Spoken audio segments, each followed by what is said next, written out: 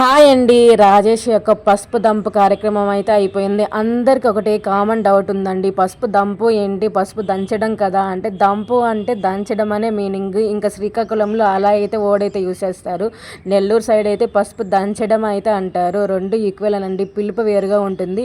ఇంకా మా ఫ్రెండ్ అయితే పసుపు దంచడం అయితే అయిపోయింది. ఆ కార్యక్రమం అయితే అయిపోయిన తర్వాతనే ఇంకేదైనా అయితే స్టార్ట్ చేస్తారు. షాపింగ్ కానీ ఇంకేదైనా కానీ ఇంకా అన్నీ స్టార్ట్ చేస్తారు. 1 మంత్ అయితే నాన్ వెజ్ అయితే తినకూడదు. మా ఫ్రెండ్ నాన్ వెజ్ లేకుండా ఎలా ఉంటారో ఏమో నాకైతే తెలియదు. తనైతే ఉంటారులే అండి. నేనైతే జోక్గా అయితే చెప్తున్నాను. నేను అసలు రాజేష్కి ఎలా ఫ్రెండ్ అయ్యాను, మాది ఎన్ని ఇయర్స్ ఆఫ్ ఫ్రెండ్షిప్, మా ఫ్రెండ్షిప్ కంటిన్యూ అవుతుందా లేదా, నేను పెళ్ళికి వెళ్తానా లేదా, నన్ను రాజేష్ పసుపు దంపకు పిలిచారా లేదా, నేను వెళ్ళానా లేదా, ఈ వీడియోస్ అన్నీ మీకైతే నెక్స్ట్ వీడియోస్లో అయితే చెప్తూ ఉంటాను. ఆల్రెడీ పసుపు దంప అయిపోయింది, నేనైతే చెప్తూ ఉన్నాను. ఆల్రెడీ నాకైతే ఇన్ఫామ్ చేశారండి, మ్యారేజ్ అయితే ఫిక్స్ అయింది, ఇలా పసుపు దంచుతున్నారు, ఇలా రండి అని అయితే చెప్పారు. కానీ నాకు అవ్వకలేదు, అందుకని నేను వెళ్ళలేకపోయాను.